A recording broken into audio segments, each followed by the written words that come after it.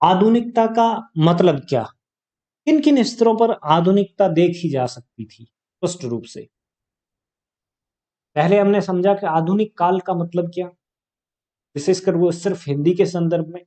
अब हम सामाजिक, राजनीतिक, आर्थिक, धार्मिक, साहित्यिक हर दृष्टि से आधुनिकता का अर्थ जो है आधुनिक काल के संदर्भ में समझने की कोशिश करते हैं। इस समय में बहुत सारी सामाजिक संस्थाओं की स्थापना हुई। ऐसे में बहुत सारे नाम लिए जा सकते हैं। उदाहरण के तौर पर ब्रह्म समाज और आर्य समाज, प्रार्थना समाज, रामकृष्ण मिशन, थियोसॉफिकल सोसाइटी, ऐसे बहुत सारे संगठन थे, ऐसी बहुत सारी सामाजिक संस्थाएं थी जो स्थापित हुई और उन्होंने पुरानी घिसी पिटी परंपराओं के खिलाफ आवाज उठाई। यानी कि उनकी बात में उनकी वो जो परिवर्तन करना चाहते थे उनमें एक नयापन था, उनमें एक आधुनिकता थी जो स्पष्ट रूप से झलक रही थी, दिखाई दे रही थी।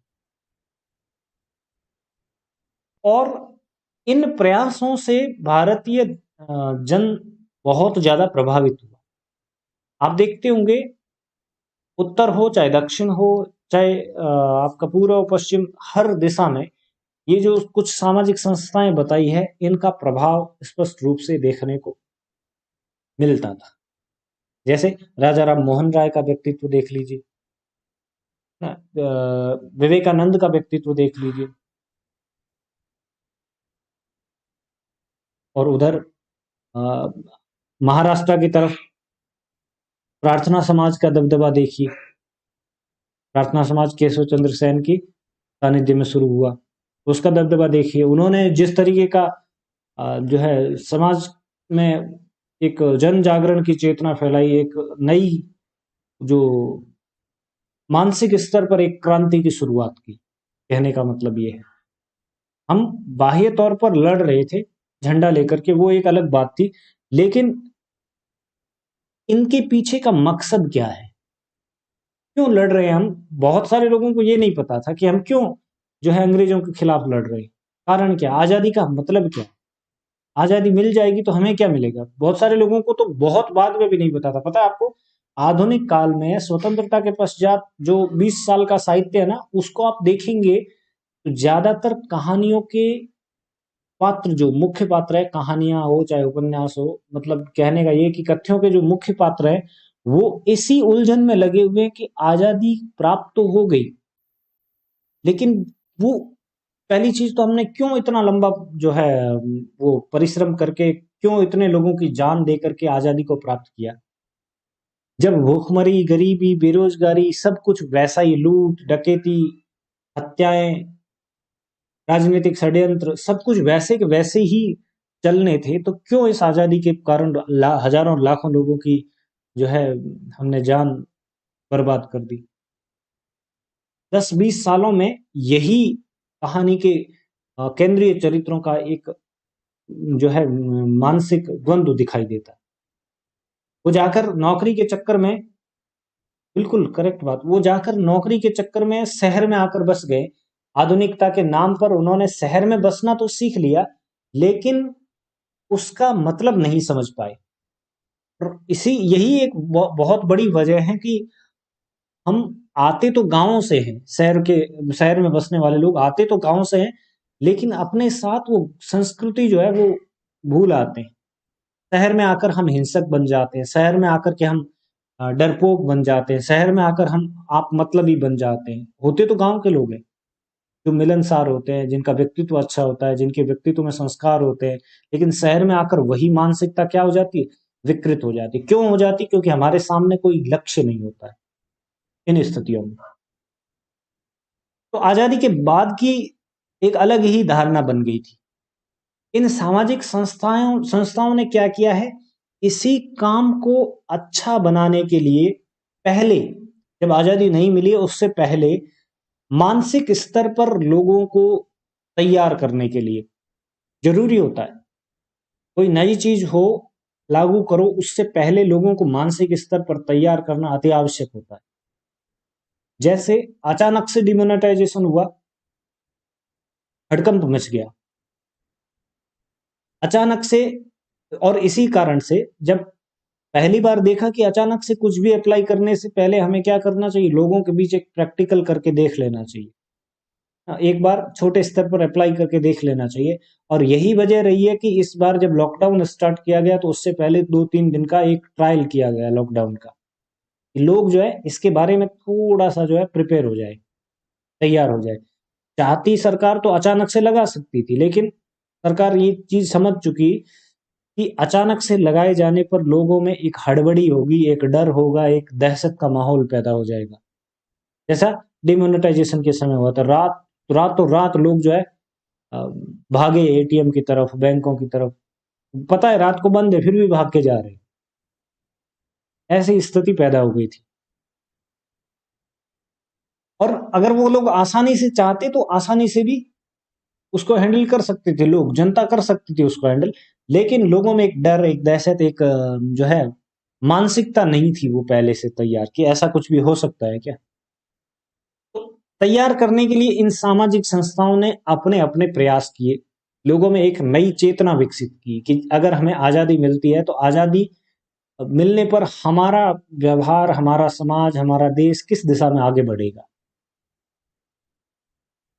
एक सपना दिखाया आजादी का, जिसको हकीकत में लाने के लिए अभी मेहनत करनी पड़ेगी, अभी बलिदान देना पड़ेगा, ताकि आने वाली जो पीढ़ियां है हमारी, वो आराम से, चैन से, सुख से रह सके, जी सके। वो इन सामाजिक संस्थाओं ने काम किए, और ऐसे बहुत सारे नाम हैं। 1893 ईस्वी में विवेकानंद जो है गए अमेरिका, शिकागो गए थे, और जब वापस लौटे तो उनके साथ एनी बेसेंट भारत आई थी। एनी बेसेंट ने भारत में आकर के एक संस्था की स्थापना की, थियोसॉफिकल सोसाइटी की स्थापना की। एनी बेसेंट के भारत आगमन पर क्या प्रभाव पड़ सकता है? आपने कभी ऐसा सोचा कि अगर एक आदमी बाहर से आता है, भारत के बारे में अच्छी बात करता है, अच्छा सोचता है, उसका क्या इम्पैक्ट पड़ता होगा लोगों पर, उसका क्या प्रभाव लोगों पर होता होगा?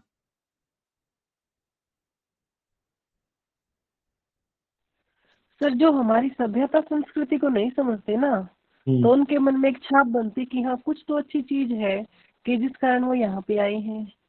करेक्ट, करेक्ट, बिल्कुल बिल्कुल, है ना। मैक्सिमम लोग, वो बात हो गई ना, घर की मुर्गी दाल बराबर, या आप ये कह सकते हो घर का जोगी जोगड़ा, आन गांव का वैद, वो वाली स्थिति होती है। सर उस समय ऐसा था कि सर पूरे विश्व में, चाहे सर आर्थिक हो चाहे सर राजनीतिक और सामाजिक स्थिति में, सर इंग्लैंड पूरे विश्व का सर सबसे सर शक्तिशाली देश था। अगर सर वहाँ के लोग अगर एक्सेप्ट करते हैं कि भारतीय संस्कृति में भी बहुत सारे श्रेष्ठ तत्व हैं, तो सर पूरे दुनिया में अपने आप बहुत अच्छा संदेश जाता। करेक्ट। वो विकसित देश, विकसित तो नहीं थे उस समय, तो क्या विकसित रहे होंगे, लेकिन फिर भी उन देशों का, पश्चिमी देशों का दबदबा था, और उनको। इंग्लैंड सर बहुत विकसित था सर। इंग्लैंड सुना तो था ही, इंग्लैंड तो था ही, इंग्लैंड तो था ही इंग्लैंड इंग्लैंड। से तो सर आई थी सर एनी बेसेंट में। है। सर एनी बेसेंट जी जो थी सर वो आयरलैंड की थी सर, वही इंग्लैंड की हुआ। Ireland, correct correct. तो ये, आप ये समझिए, अगर बड़े स्तर पर इस चीज को समझना है कि जिन देशों को हम अब अनुसरण करने की कोशिश कर रहे हैं, उस देश के लोग, पढ़े लिखे लोग, ये चाहते हैं कि वो इस भारतीय दर्शन को, वो इस भारतीय जीवन शैली को अपनाए। जरूर इसके पीछे कुछ न कुछ राज है, कुछ न कुछ कारण है। अन्यथा एक पढ़ा लिखा व्यक्ति, एक जानकार व्यक्ति, एक समझदार व्यक्ति जो इतना पढ़ लिख के जिसने अपने आप को तैयार किया है, वो क्यों ऐसे देश के लिए जो है लालायित हुआ है। और यही बात थी, उसने भारतीय जनमानस को प्रभावित किया। और उधर विवेकानंद जो है अपने देश के धर्म, संस्कार और इन चीजों का डंका बजा के आए थे, एक प्रभाव छोड़ के आए थे। उन्होंने सोसाइटी स्थापित की, एनी बेसेंट ने, और सोसाइटी स्थापित करने के बाद लोगों में एक चेतना भरने का काम किया। हिंदू धर्म की जो आध्यात्मिकता थी, का जो दर्शन था, उस दर्शन का इस्तेमाल करते हुए उन्होंने छोटी छोटी शिक्षण संस्थाएं खोली और उन संस्थाओं में ये आंदोलन धर्मी लोग जो थे, या ये कहें कि जो भारतीय वर्ग था, वो इन छोटी छोटी संस्थाओं से जुड़ा और एकजुट होने का अर्थ समझने लगा। ये बात सिर्फ थियोसॉफिकल सोसाइटी के संदर्भ में नहीं है, ये बात दूसरी जितनी भी सामाजिक संस्थाएं थी उन सभी के संदर्भ में। उनको समझ में आने लगा कि अकेले हम कुछ नहीं कर सकते, हमें एकजुटता तो बनाए रखनी होगी, एकजुटता आवश्यक है अंग्रेजों के खिलाफ अगर हमें कुछ करना है तो। और ये सबक 1857 की क्रांति के असफल होने के बाद सीख चुके थे। बिना एकजुटता के चाहे हमारे पास कुछ भी हो, हम कुछ नहीं कर सकते अंग्रेजों के सामने। तो एकजुटता में इन सारी की सारी संस्थाओं ने बहुत ज्यादा जो है महत्वपूर्ण योगदान दिया।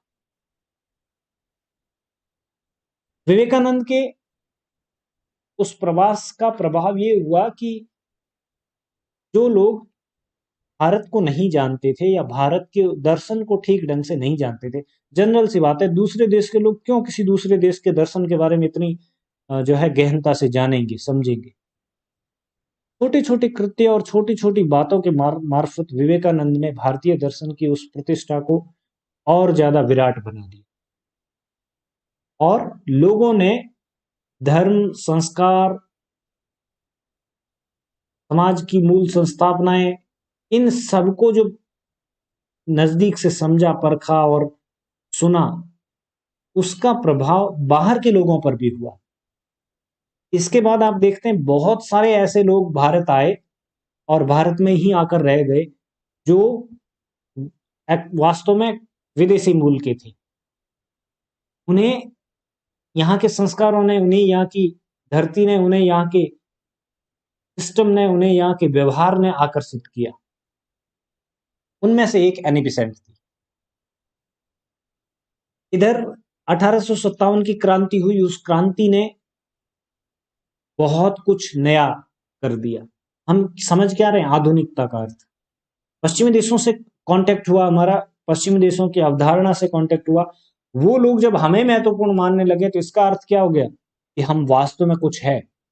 जैसे बाबा रामदेव ने योग को प्रसारित किया और आप देखते हैं आज विश्व के अधिकांश देश जो है योग को अपना चुके हैं, योग को इंपॉर्टेंट मानते हैं। तब जाकर हमारे मन में भी विचार आया कि अरे, बाहर के देश योग को इतना महत्व दे रहे और जो योग हमारे यहाँ से विकसित होकर के गया है दूसरे देशों में, हम उसको कुछ नहीं मान रहे। ये हमारी मूर्खता है या होशियारी है? जब हम इस पे बात करते हैं, इसके विश्लेषण तक पहुंचते हैं तो यही सामने आता कि ये तो मूर्खता ही है हमारी। इतनी महत्वपूर्ण चीज जिसपे हमारे पुरखों ने कामकाज किया है, उन्होंने जो है इस तरीके के आसनों का निर्माण किया है, इस तरीके की क्रियाओं का निर्माण किया है जो संपूर्ण शरीर को दुरुस्त कर सकते हैं, उन्हें हम नहीं समझ रहे। आधुनिक संदर्भों में देखिए, हिंगिस बोसोन कण की खोज हुई। जिस आत्मा, परमात्मा, आत्मा के अंश और आत्मा के द्रव्य के बारे में हमारा भारतीय दर्शन हजारों लाखों साल पहले बात कर चुका है, उसको आज बात करके, उसका रेफरेंस दे करके आज जो है वैज्ञानिक उस खोज पर नोबेल प्राइज लेते हैं। समझिए, हमारा दर्शन, संस्कार, हमारी सिस्टम और हमारी ये जो सभ्यता है वो कितनी प्रभावकारी रही होगी। तो ये सब चीजें एक नए रूप में सामने आने लगी। हाँ जी सर, जो हमारी सब सारी बातें हैं सर दर्शन वाली, वो सर हमारे विज्ञान चाहे जो भी खोजे हों दर्शन में, लेकिन सर जो आधुनिक विज्ञान है सर वो प्रयोग पर आधारित है, तो सर दर्शन पर आधारित नहीं है। हम लोग सर दर्शन में चाहे जो खोजे हों, लेकिन प्रयोग में सर हम लोग हर समय हमेशा पीछे रहे हैं। इसीलिए तो हम एक्सेप्ट करते हैं ना। हम हिंगिस बोसोन के कण की खोज पर, या राइट बंधुओं ने विमान का आविष्कार किया, रेडियो का आविष्कार हुआ, सब पाश्चात्य देशों ने किया है। हमने कभी उस पर टांग नहीं अड़ाई। रीजन क्या है? हम प्रैक्टिकल करके नहीं दिखा पाए। हाँ, हमारे पूर्वजों के पास वो संसाधन थे या वैसी चीजें थी या वैसी प्रयोगशाला रही होगी, तभी तो चीजें बनाई होगी। मात्र कल्पनाएं तो नहीं हो सकती। नहीं हम सर, जैसे मान लीजिए सर, रावण से जितने मिथ हैं सर, ये कहा हम्म, जाता है कि रावण के पास सर मन की गति से चलने वाला था, हाँ, विमान था। तो अब सर इसको लोग सर, कुछ लोग मूर्खतापूर्ण बातें करेंगे कि ऐसा है कि हमारे पास तो पहले ही लाइट के तरीके से चलने वाले विमान थे। मेरे कहने का मतलब है सर, ये सब चीजें सर एक अंधविश्वास को भी बढ़ावा देती हैं। जो सर प्रायोगिक ज्ञान है आज के सर वर्तमान आधुनिकता की सर निशानी यही है कि आपका ज्ञान अगर प्रायोगिक नहीं है, अगर वो प्रयोग के पर आधारित नहीं, तो सर ज्यादातर दर्शन में सर आप जानते हैं कोई खास तत्व तो होता नहीं। सर कोई कोई भी दर्शन अपना सकता है, आप जान ही रहे हैं। ना दर्शन अलग चीज हो गई, और जो प्रैक्टिकल लाइफ है वो अलग चीज हो गई। ये वही सर, ये वही। चीजें ये चीजें तो है ना। जैसे हम बात करते हैं आज ग्रिड स्टाइल में शहर बसाने की। कितने शहर ग्रिड स्टाइल में हैं इंडिया के? आप उस उनको पूरी उंगलियों पर गिनेंगे तो पूरी उंगलियां भी नहीं होगी। मात्र कुछ शहर, दो चार शहर है जो ग्रिड स्टाइल पे हैं। जबकि हड़प्पा मोहनजोदड़ो की सभ्यता के जितने भी शहर मिले वो ग्रिड स्टाइल के हैं। उनकी नगर हाँ सर। योजना है। जब हम इन चीजों को मान सकते हैं जो अभी की है, कुछ समय पहले की है, और वो समकालीन सभ्यताओं में सर्वश्रेष्ठ साबित होती है, तब हमारे दिमाग में एक क्वेश्चन आता है कि जो चीजें पहले वर्णित की जा चुकी है, क्या उनके पीछे कोई तर्क, कोई कारण नहीं रहा होगा? कि क्या मात्र वो कल्पनाएं रही होगी? 100% वो कल्पनाएं नहीं है। हम उनकी टेक्नोलॉजी तक नहीं पहुंच पाए, वो एक अलग बात है। लेकिन थी उस समय तकनीकी अपने विकसित रूप में थी। हर समय में जब तकनीकी अपने विकसित रूप पर पहुंचती है, तब सब कुछ तबाह होता है, तब सब कुछ नष्ट होता है, फिर नए सिरे से निर्माण होता है। कुछ ऐसा संभवतः हुआ होगा कि सब कुछ नए सिरे से निर्माण हुआ होगा, और फिर हम धीरे धीरे करके आज उस लेवल पर पहुंचे। और आप देख रहे हैं अभी तकनीकी के विकास के कारण कितनी सारी आपदाएं आ रही हैं। हमने डैम बनाए, रोज आपदाएं होती है, कभी भूस्खलन हो रहा है, कभी भूकंप आ रहा है, कभी बाढ़ आ रही है, कभी कुछ हो रहा है, कभी सुनामी आ रही है। इन सब के पीछे वजह क्या है, कारण क्या है? तकनीकी विकास हमारा उस स्तर तक पहुंच चुका है। और अभी जैसे जैसे हम आगे बढ़ेंगे ना, हम अपनी मौत के लिए उतने ही ज्यादा जिम्मेदार होंगे। वो एक लेवल तक जाती है, उसके बाद सब कुछ खत्म, फिर नए सिरे से शुरू होता है। वो एक एक प्रोसेस जो है एक चक्र में चलती रहती है। संभवतः इसी वजह से हम पुरानी चीजों को जो किताबी हैं या फिर सिर्फ सुनने में आई है, उन चीजों को मानते भी और नहीं भी मानते। पुष्पक विमान की अवधारणा को हम स्वीकार भी करते हैं क्योंकि हमने अपनी आंखों से देखा है, उड़कर भी देख लिया है कि अरे वाह ऐसे उड़ते हैं हवा में। और उस वो कल्पना अगर कहें तो कल्पना भी कहीं ना कहीं दिमाग में आई होगी ना। हाँ सर। वैसे तो कोई बिना वजह के तो कोई ख्याल बनता नहीं है, कोई सपना बनता नहीं है। उसके लिए भी क्या होना चाहिए? वो सपना कभी न कभी जिया हुआ होना चाहिए, वो सपना कभी न कभी हमारे साथ हो चुका है, तभी हमारे दिमाग में वो जगह जो है स्ट्रक्चर बना पाती है। तो आधुनिक काल में 1857 की क्रांति इसी तरीके का घटना एक घटना के रूप में हुई, जिसने काफी कुछ बदल दिया, सिस्टम बदल दिया। सरकारी स्तर पर जो भी कामकाज हो रहे थे, उन कामकाज की शैली बदल दी। क्यों? क्योंकि अभी कंपनी का शासन खत्म हो गया, उसकी जगह ब्रिटिश क्राउन स्थापित हो गई। मध्यकाल में हम जो कुछ भी थे, अब 1857 की क्रांति के बाद उसमें एक नवीनता आई। चाहे वो साहित्य ले लीजिए, चाहे वो सामाजिक जीवन ले लीजिए, चाहे हर स्तर पर एक नवीनता जो है 1857 की क्रांति के बाद देखने को मिलती है। इस वजह से इस समय को हम आधुनिक समय कहें तो कोई अतिशयोक्ति नहीं है। अच्छा, इस समय में 1857 की क्रांति के बाद अंग्रेज भी कुछ हद तक हमारे फेवर में हुए थे। इसके पीछे उनके कुछ राजनीतिक मकसद रहे होंगे, उनके कुछ जरूर वो अपना उल्लू सीधा करना चाहते थे। लेकिन उनके अपने राजनीतिक मकसद पूरा होने के बीच में ही हम हमारे लिए क्या निकाल निकाल पाए? कुछ प्रभावी, कुछ अच्छा बनने वाली, कुछ परिवर्तन करने वाली ऐसी छोटी छोटी बातें जो है उनको पकड़ ली। जैसे प्रिंटिंग प्रेस आई। छापे खाने के बाद में भारत में पैम्पलेट्स वगैरह बनाने, अपनी बातों को एक क्रांतिकारी गतिविधि को एक जगह से दूसरी जगह पर फैलाने में, एजुकेशन के सेक्टर में छोटी छोटी किताबें बन गई। उन किताबों के माध्यम से बिना शिक्षक के भी पढ़ाई हो रही थी स्कूलों में। या एक बहुत बड़ा ग्रुप है 100-150 बच्चों का, उनको भी एक अध्यापक जो है आराम से टेकल कर सकता था। पहले कबूतर सबको लिख के देना पड़ता था, अब वो एक छोटी सी किताब की शक्ल के रूप में आ गया, अब उसको देख देख कर लिखो। तो एक परिवर्तन हुआ। अंग्रेजों ने भी क्या किया, अपने मकसद से, अपने हित से भारत में कुछ सामाजिक कार्य करवाए, जैसे रेल की पटरियों का निर्माण करवाया, तार का जो है वो एक सिस्टम तेज किया ताकि सूचना जल्दी से जल्दी पहुंच जाए, अखबार इत्यादि की व्यवस्था की, छोटी छोटी पत्र पत्रिकाएं वो चलानी शुरू की, छोटे छोटे स्कूल बनाए, सामाजिक क्लब बनाए छोटे छोटे। उसके पीछे उनका धार्मिक मकसद था, लेकिन वो धार्मिक मकसद कन्वर्ट हो गया, चेंज हो गया, उसको हमने अपने प्रयोग के हिसाब से इस्तेमाल किया। इन सब चीजों में एक आधुनिकता थी, एक नवीनता थी जो पहले नहीं थी। 1857 की क्रांति से ही हमने सीखा कि ये जरूरी है, जब तक हमारे पास कोई नेतृत्व नहीं होगा, केंद्रीय नेतृत्व नहीं होगा, हम अंग्रेजों के खिलाफ कभी भी मुकाबला नहीं कर सकते। ऐसी सोच और ऐसी धारणाओं के चलते बाद में कांग्रेस पार्टी की स्थापना हुई।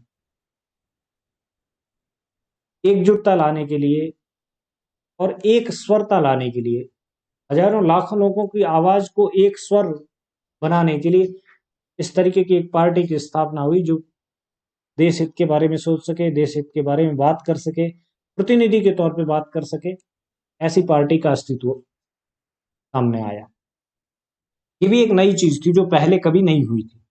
पहले देश का और एक ये कह सकते हैं कि सिर्फ जमीन के आधार पर, जहां पर लोग रहते हैं उस जमीन के आसपास किसका राज्य है, कौन उसको कब्जे में रख रहा है, कौन उसको अपने नियम कानून कायदे मानने के लिए मजबूर कर रहा है, कौन उनको जो है एक सैनिक सुरक्षा प्रदान कर रहा है, उस भौगोलिक क्षेत्र को ही पहले देश समझा जाने लगा था। अब उस देश की परिकल्पना बड़ी हो गई। रेल इत्यादि के कारण अब लोग आवागमन करने लगे, उन्हें दूसरी जगह भी अपने जैसी महसूस होने लगी। एक जुड़ाव हुआ अपने जैसे लोगों के प्रति, अपने जैसी जमीन के प्रति, और वो जुड़ाव धीरे धीरे क्या कर रहा था, राष्ट्रीय स्तर पर एक एकता स्थापित करने की कोशिश कर रहा था। ये एक नई चीज थी जो इस समय में विकसित हो रही थी, जो 1857 की क्रांति के बाद देखने को मिलती। अच्छा, उसी समय कांग्रेस पार्टी की स्थापना बाद में, उससे पहले गांधी जी दक्षिण अफ्रीका से भारत लौटे 1915। उन्होंने भारत की राजनीति में प्रवेश किया 1885, 1915 में, 1885 करेक्ट। 1915 में गांधी जी जब भारत आए और उन्होंने यहाँ आकर के और सीधा अपना जो दक्षिण अफ्रीका में जो सत्याग्रह जिसका प्रयोग उन्होंने किया था छोटे स्तर पर, उसको लागू करने की कोशिश की। तो दूसरी तरफ गोखले जी ने यह समझाया उन्हें कि ये भारत है। दूसरी चीज, तुम दक्षिण अफ्रीका में जो काम करके आए हो, जिसकी बदौलत तुम अपने आप को हीरो समझ रहे हो, वो तुम्हारी हीरोगिरी एक सीमित क्षेत्र में सिर्फ एक मुकदमे को लेकर के थी। यहाँ राष्ट्रीय एकता स्थापित करके स्वराज्य की प्राप्ति करने जैसी बात है, कोई छोटा मोटा मुकदमा नहीं है तुम्हारी कोर्ट कचहरी का। तुम्हें राष्ट्रीय नेता बनने के लिए या फिर लोगों का प्रतिनिधित्व करने के लिए पहले क्या करना पड़ेगा, इस देश को जानना पड़ेगा। है कैसा भारत, तुम कैसे भारत की कल्पना कर रहे हो? तुम अभी तक फर्स्ट क्लास और सेकंड क्लास के चक्कर में ही रहे हो और यहीं तक तुम्हारा परिचय है भारत से। एक बार जाओ, देखो, समझो भारत कहाँ रहता है, कैसा है भारत, दिखने में कैसा है। तो गांधी जी ने देश भ्रमण किया और उसी दौरान देश भ्रमण करते करते वो जब शांति निकेतन पहुंचे तो पीछे समाचार आता है कि गोपाल कृष्ण गोखले की जो है मौत हो जाती है। इस यात्रा को गांधी जी ने कंटिन्यू रखा और कई सालों तक वो इस तरीके से भारत भ्रमण करते रहे और उसके बाद वो जो है राष्ट्रीय नेता के तौर पर उभरे। उनकी छवि एक राष्ट्रीय नेता की छवि बनी। गांधी जी की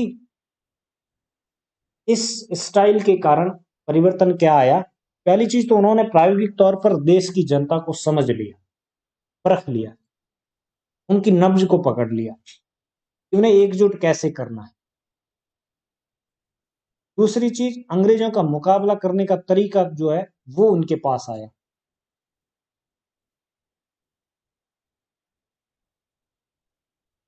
इन सारे कार्यों की वजह से, गांधी जी के इस भ्रमण इत्यादि की वजह से, गांधी जी के लोगों से परिचय की वजह से धीरे धीरे करके माहौल ऐसा बना कि उसमें जैसा गांधी जी और उनके लोग अपने भाषण इत्यादि के माध्यम से लोगों के साथ बात शेयर करते, वो बात लोग वास्तव में अपनाने लगे थे। ऐसे में उनकी एक जिम्मेदारी बन गई कि वो सकारात्मक बातें लोगों के साथ शेयर करें, नकारात्मक बातें शेयर करने से बचें। वो देश के स्वाधीनता पर बात करें, स्वराज्य की कल्पना पर बात करें, और इनको जब वो खुद प्रैक्टिकली करके दिखाते लोगों को, तो धीरे धीरे करके एकजुटता और मजबूत हुई।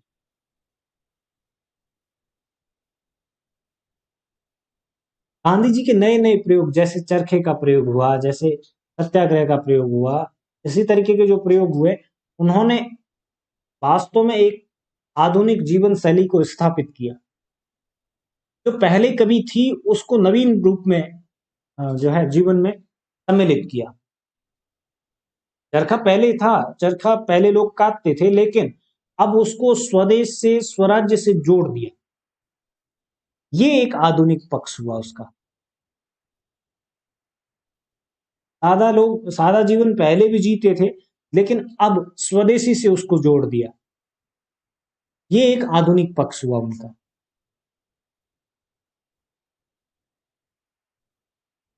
इसी समय में, इस आधुनिक काल के इस दौर में, प्रेस स्थापित हुआ, लोगों को सूचनाएं आराम से मिलने लगी थी, कार इत्यादि आराम से काम कर रहे थे। ऐसी सिचुएशन में एक नया दौर शुरू हो रहा था। लोगों को मिलने के लिए, लोगों को एक स्थान से दूसरे स्थान पर यात्रा करने के लिए अब एक सहूलियत प्राप्त हो गई थी।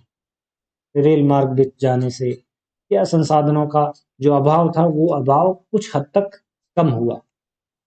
इससे भी एक आधुनिकता की लहर लोगों में आई। संचार के साधनों का विकास हुआ, तार इत्यादि का जो है अच्छे तरीके से प्रयोग हुआ। अंग्रेजों के द्वारा ही नहीं, बल्कि कई भारतीय लोगों के द्वारा स्कूल और कॉलेजों की स्थापना हुई। और इसका कारण मतलब स्कूल और कॉलेजों की स्थापना के कारण अभी तक जो हम वंचित थे शिक्षा के मूल अधिकार से, वो अधिकार हम समझने लगे, शिक्षा की जरूरत को हम समझने लगे। दूसरा, उसी समय में दूसरे देशों में, कुछ देशों ने क्रांतिकारी गतिविधियां की और उन्हें सफलता प्राप्त हुई। शिक्षा की बदौलत ही ये चीजें हमें समझ में आ रही थी कि जब तक हम अपने हक के लिए नहीं लड़ेंगे, और पहली चीज तो हक क्या है हमारा, वही लोगों को समझ में नहीं आया था। हमारा हक क्या है? अंग्रेज हम पे राज करते हैं क्योंकि वो ताकतवर है। आजादी कोई हक थोड़ी होता है। आजादी तो उन लोगों का एक तरीके से हक है, जो लोग वास्तव में ताकतवर है वही आजाद रह सकते हैं, वही सुख और चैन से रह सकते हैं। ये धारणा पहले लोगों में मौजूद थी। अब स्कूल और कॉलेजों के माध्यम से ये एक नई चेतना विकसित होने लगी, एक नई पीढ़ी जो बन रही थी समाजवाद की कल्पना पर आधारित, उसका मूल मंत्र ही यही था कि ये चीजें हमारा हक है, जैसे आजादी, रोटी, कपड़ा, मकान इत्यादि चीजें। पहले सरकार से मांगने पर, सिस्टम से मांगने में लोगों को शर्म आती थी कि ये हम क्यों मांगे, ये तो हम खुद बनाएंगे किसी भी तरीके से, सरकार इसकी व्यवस्था थोड़ी करेगी। लेकिन अब शिक्षा की एक चैन शुरू हो जाने के कारण लोग पश्चिमी देशों से कनेक्ट हुए, जुड़े, उन्होंने मूल अधिकारों को समझा, कर्तव्यों को समझा देश के प्रति। इन सब बातों की वजह से एक आधुनिक माहौल तैयार हुआ। छोटे छोटे शहरों में गोष्ठियां आयोजित होती थी, जुलूस निकाले जाते थे, छोटी छोटी चर्चाएं होती थी, और ये सारा का सारा सिस्टम जो है हमने सीखा है, पहले से हमारे यहाँ पर मौजूद नहीं था। इसके पीछे रीजन क्या है कि इतने बड़े स्तर पर हमने गुलामी को नहीं झेला था। पहले सिर्फ एक तरीके से देखा जाए तो जो मुगलों की जब सत्ता स्थापित हुई तो ऐसी स्थितियों में कोई गुलामी नहीं झेल रहे थे, बल्कि एक सिस्टम था, बाहरी सिस्टम था जिसको हम फॉलो कर रहे थे, और उसने भी मैक्सिमम टाइम छूट दे रखी थी कि आप चाहें जैसा धर्म अपनाएं, चाहे जैसा सामाजिक क्रियाकलाप अपनाएं। कुछ जगह पर कुछ राजाओं ने, कुछ लोगों ने जरूर इसके संदर्भ में जो है अराजकता फैलाई, लेकिन वो स्वीकार नहीं की और बाद में उसको परिवर्तित होना पड़ा। अंग्रेजों ने सब जगह अराजकता फैलाई, वो जैसा चाहते थे वैसा उन्होंने किया।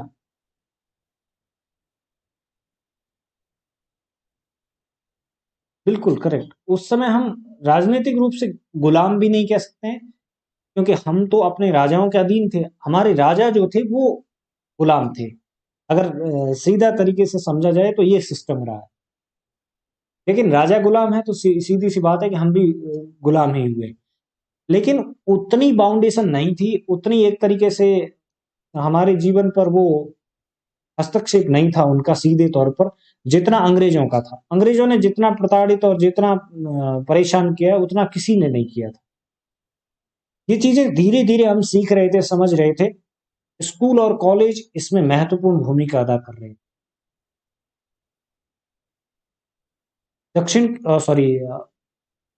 वेस्ट की कंट्रीज से जब हमारा कनेक्शन हुआ, जैसे सोवियत की कल्पनाएं जब हम समझने लगे, या सोवियत का जो सिस्टम है वो हम समझने लगे, तो हमें एक विश्वास होने लगा कि हम भी कुछ कर सकते हैं। अगर हम ठान लें तो कुछ कर सकते हैं, आजादी को प्राप्त कर सकते हैं आसानी के साथ। लेकिन उसके लिए हमें क्या करना पड़ेगा? एक मजबूत इरादा बनाना पड़ेगा, एक सिस्टम जनरेट करना पड़ेगा। बिना सिस्टम जनरेट किए चाहे हम कटते रहें, मरते रहें, फांसी चढ़ते रहें, हमें प्राप्त कुछ नहीं होगा। अंग्रेज इसी तरीके से कुचलते रहेंगे।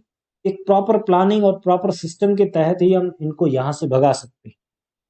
वो हम अपने समय के समकालीन देशों की, जहां पर क्रांतिकारी गतिविधियां हो रही थी, जहां पर आजादी प्राप्त करने के लिए जो आंदोलन हो रहे थे, उनसे सीख रहे थे। इस प्रकार ये जो समय है, ये आधुनिकता का लिबास ओढ़े हुए था, एक आधुनिक परिवेश को अपने अंदर शामिल किए हुए था। औद्योगिकीकरण भी इसमें से एक है।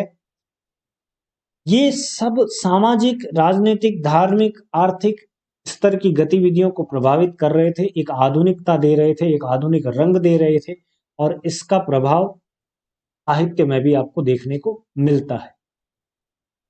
साहित्य का जो मुख्य कथ्य है वो इन्हीं के आसपास घूमता फिरता नजर आता है आपको, क्योंकि साहित्य पनपता कहां से है? समाज से। समाज में जो कुछ भी घटित हो रहा है वो साहित्य का विषय बनता है। करेक्ट। इस प्रकार आधुनिक काल जो है वो इन संदर्भों पे बात करते हुए आगे बढ़ता है। और जब हम कविता पढ़ेंगे आधुनिक काल की, उस समय में ये सारी की सारी चीजें, ये सारी की सारी बातें जो है हमारे सामने एक नए रूप में, एक कलात्मक रूप में आएगी। कहीं पर किसी के मुख से आएगी, कहीं पर किसी के मुख से आएगी, लेकिन लगभग यही चीजें जो है घूम फिर के कलात्मक अंदाज में हमारे सामने वापस आती है, कथ्य के रूप में। चाहे आप कहानी देखें, चाहे आप कविता देखें, साहित्य की किसी भी विधा को देखिए, ये ही चीजें घूम फिर के आपके सामने मौजूद रहेगी आधुनिक काल के शुरुआती समय।